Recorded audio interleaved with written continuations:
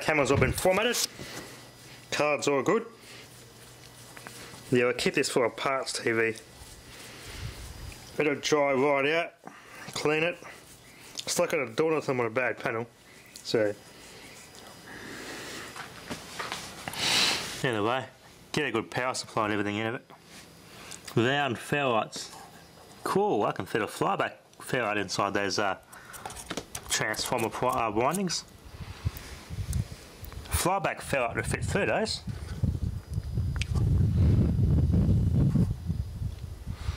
Cool.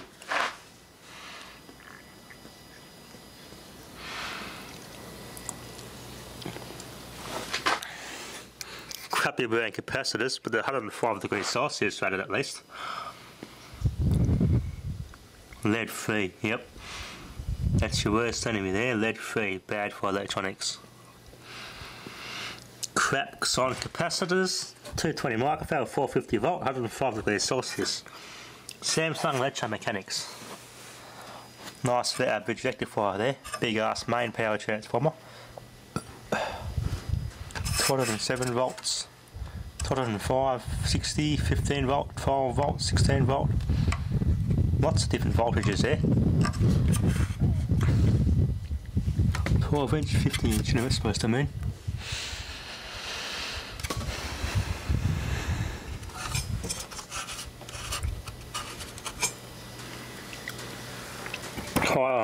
High temperature of the capacitors.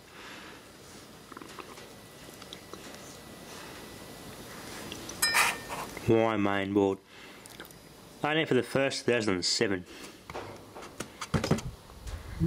Yeah. Y sustains this one. These are inverter chips. What actually, sorry, what drive the board. 14 flick 2007. 42 inch HD panel. Yep, only for the first 2007. Lead free. These are what actually drive the panel, the little lines across the panel. So either one of these would have been the fault, I reckon. I want to fix this because the panel's cracked. It's a write-off. It's a trouble. That's why I like CRT TVs better. They're much easier to repair and harder to break. But I can't even reuse the amplifier out of this because it's a digital, fully digital type of amplifier. Uses a tiny thing like this. You can't actually just Google the pinouts and just connect your wires, connect your inputs and put power to it. These types of amplifiers don't work that way. They're all fully electronic and fully digitally controlled. So the days of the good old fashioned analog amplifier ICs are well and truly over.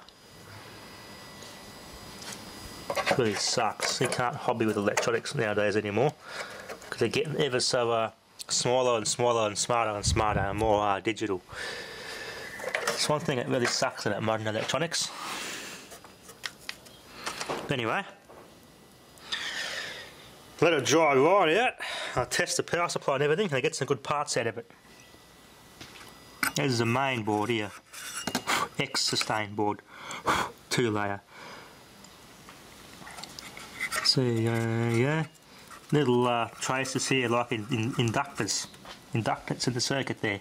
500 milliamp fuse is in there somewhere, which is that. That's a fuse, points to that, that's a spec for it. 125 volt, 500 milliamp fuse. Yeah, if only the panel wasn't cracked,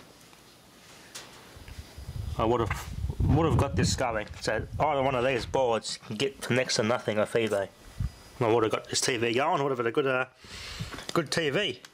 I could use it as a monitor, but they're just too, the plasma displays are way too vulnerable to burning. Way too vulnerable. Like a old CRT based rear projection TV. Just about as vulnerable as they are to burning.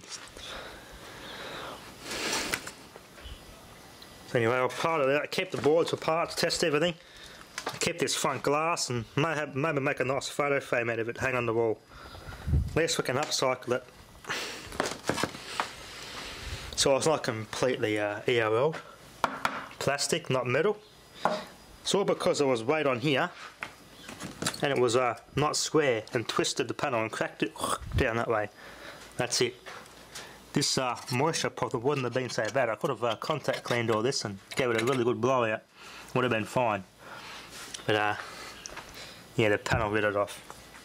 Anyway, that battery there is still, so I let that soak for a couple of days as I said in the previous video. Rinse that out, flush it out. I'm going to do this one next. Give it a quick top up, dump everything out, then flush it out and flush it and flush it. It's going to be a bit harder there because the holes are smaller. These Century battery, or older type of Century batteries, are better because it's got really big holes. You can get as much crap out of them as you can. And this one. There you go, look how black it is in there. Look how brown it is in there. That's what I let the lead dioxide and the lead sulfate out of that battery. I found any battery made in Australia in particular die the easiest. There's some reason they're the hardest to recover. So we must use recycled lead here when we make batteries here. So to cut the costs. But at least we do still make stuff in Australia. So that's the main thing. The Korean supercharged Filipino made batteries, they all seem to be last quite longer than these as Aussie made batteries do. The date code on this battery in particular, and the Century batteries, there's a GS USA by the way, make all the Century batteries. There's a moulding on the bottom. This one in particular has got 2008. So this is made in 2008, this battery. It's about 5 years old.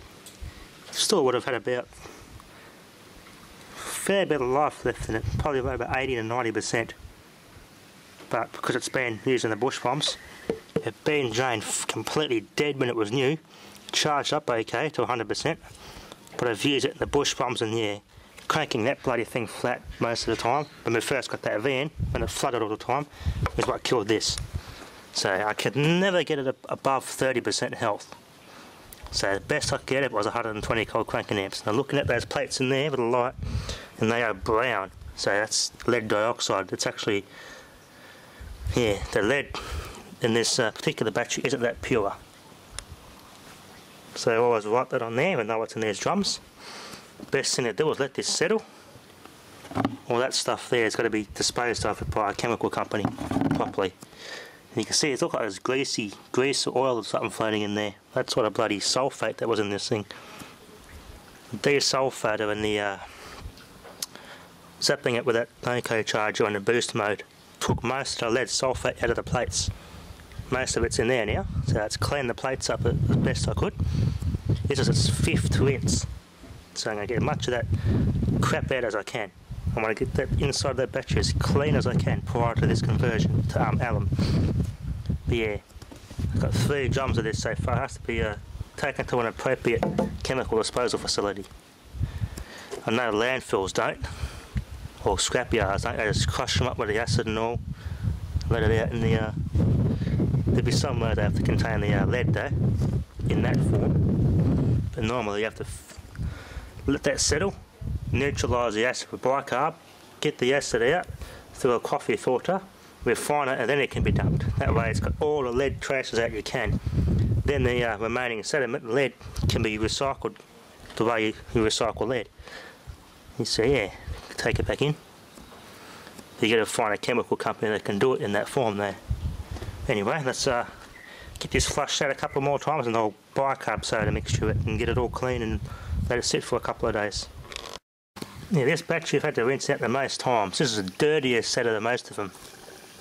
This battery is very toxic compared to all the rest of them I've done. Look at the colour of that acid. Yeah, that's sort of lead floating around in there. That's a bad part. You don't want to mess with heavy metals. Again, wear safety glasses I must. I should be wearing gloves too, but I'm rinsing my hands pretty damn frequently. What doesn't burn your skin, the acid will not only burn your skin, but it will cause contact dermatitis. Dry skin, and yeah, you don't want that either, because yeah, trust what the label says. It is acid with lead in it. It's toxic, poisonous. So you've got to get this thing maximum safety precautions here. I'll put the caps back on. Let that clear itself out for a couple of days. I'll give it a good rinse. After that, we can, this one is pretty much ready for the conversion. Now the voltage is obviously going to drop down to next to nothing after doing this, but be ready for the, yeah, see that stuff there? It's sticky. That's the lead dioxide. Sticky crap, so I'm going to have to wash it off with some soap and scrub it off. Nasty stuff. Anyway, I'll put that aside for a couple of days and we'll get ready. That one is ready. Got one more to go after that. It's a 720 volt cranking amp DIN95L. That battery there is going to be a bit more difficult because it's got the smaller holes and it's going to take a lot more rinsing. Yep, the bicarb starter reaction still going, and look at that. Whew, volcano. So be very careful. Look at, we've got to watch out for that. I should have left the leads loose on that one, but I have to be careful. I'm going to have to wipe that black stuff off with a rag once it dries, or the paper towel preferably.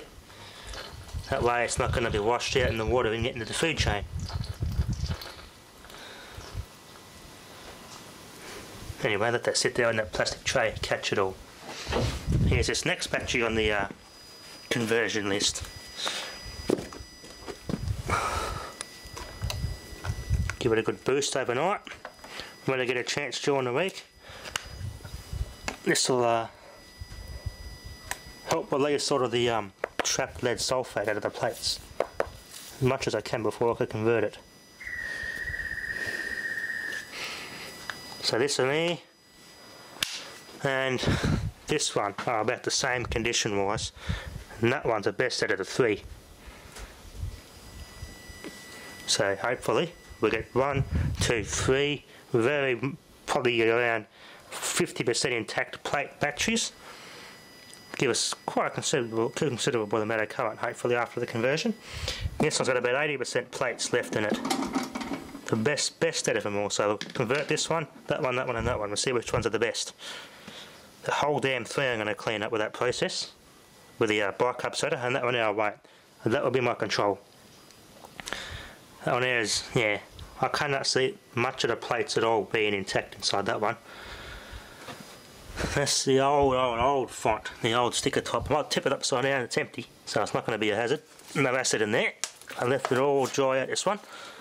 On the moulding, there it is. 6 month of 2004, 10-year-old battery. That's just a performance grade. This one's a high performance grade from 2006. So yeah, that's 8 years old. Yeah, 8 years old, 10-year-old. This one's from 2008, so it's about 5 years old. 2008, about 5 years old. And that one here, I think it's from 2006 as well. Either way, I've got quite a bit of experimenting I can do. Find which one turns out to be the best, condition-wise that is. Because some people have read on most reviews, a battery that's been sitting 10 years completely dead can come up quite good with this conversion, but I'm yet to try that for myself because that's a 10-year-old battery and the plates inside that are just wrecked, trashed. So that's going to be in my control. We'll see what happens with that one. I probably won't get much current out of it, but if it still holds its charge and I can drain it and charge it indefinitely, it proves that that chemical with the alum actually does work. But this would be just a low current battery because there isn't much plates in there to get amps off. Anyway, they're getting clean and that will stay on overnight, or as long as possible. Actually, let it go for about half an hour. We'll give it a test. Then I'll, yeah, I reckon I've done enough cleaning in that one actually. We'll see what happens. Anyway, thanks for watching.